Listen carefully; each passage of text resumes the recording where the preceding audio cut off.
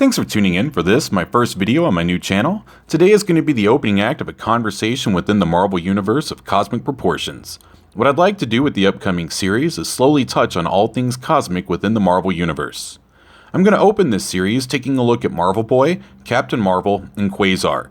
Each of these characters is deeply interconnected and all suffer from having a similar look, changing and misleading origin stories, and having multiple characters with the same name within the Marvel Universe.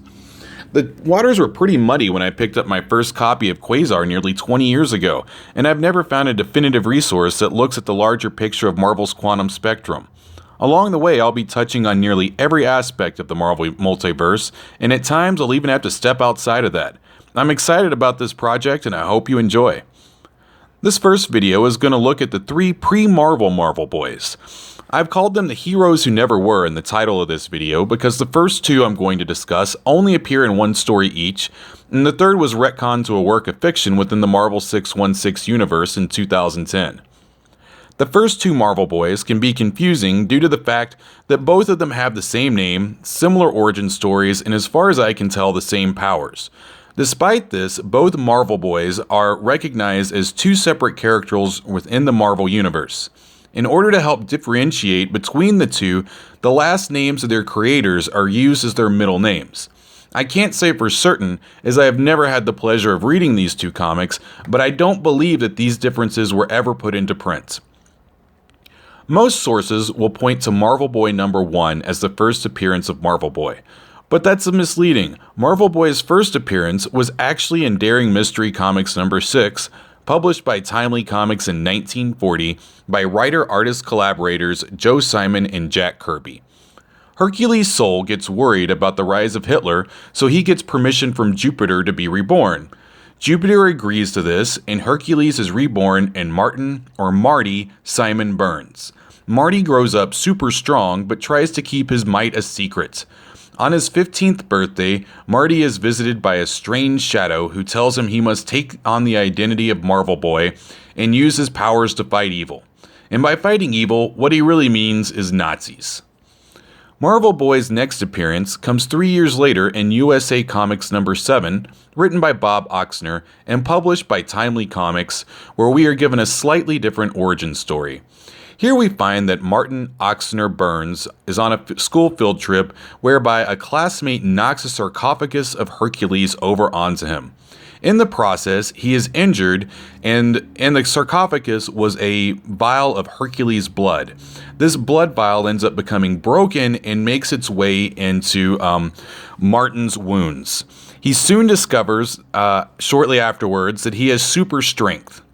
That night, he is visited by Hercules, given his costume, and told to fight evil. And before the night is over, Nazis.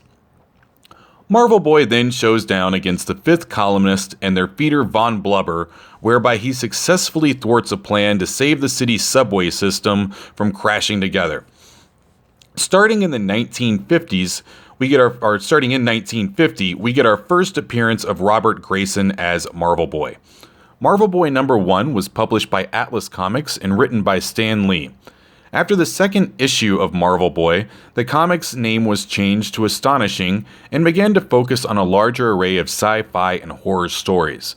Marvel Boy's final story was published in Astonishing number 7, after which the character Marvel Boy would be shelved for nearly 25 years before his next appearance in Fantastic Four, Volume 1, number 165, published in 1975. All of this ends up being a moot point though, as the character showing up to fight the Fantastic Four in 1975 is the Crusader and not Robert Grayson.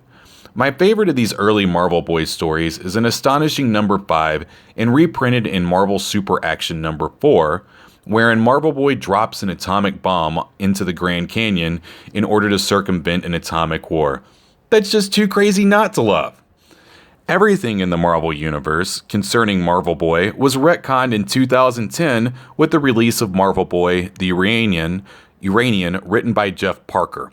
The original Marvel Boy story, as accounted in Atlas Comics, becomes a work of fiction by Timely Comics within the Marvel Universe.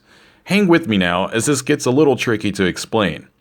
The Marvel Boy of Jeff Parker's story befriends a comic book artist named Dean who works at Timely Comics in the Marvel 616 universe of the 1950s. Dean helps Robert Grayson, who was at that point in time calling himself the Uranian, settle into Earth life, and in return, Robert tells Dean about his crime-fighting adventures and life on Uranus. Dean changes Robert's alias to Marvel Boy at the suggestion of his boss and applies some artistic license to Robert's stories to help them sell. That wraps up the 3 Marvel Boys who never were. In the next video, I'm going to dive into the various confusing origin narratives of Bob Grayson within the Marvel 616 universe. I'm going to cover all of these that I've been able to track down, and then this should get wrapped up by a third video where I discuss the origins of Marvel Boy as they currently exist in the Marvel 616 universe canon. Hit all the buttons below if you like this video, and I'm super excited about moving forward with this series. Thanks.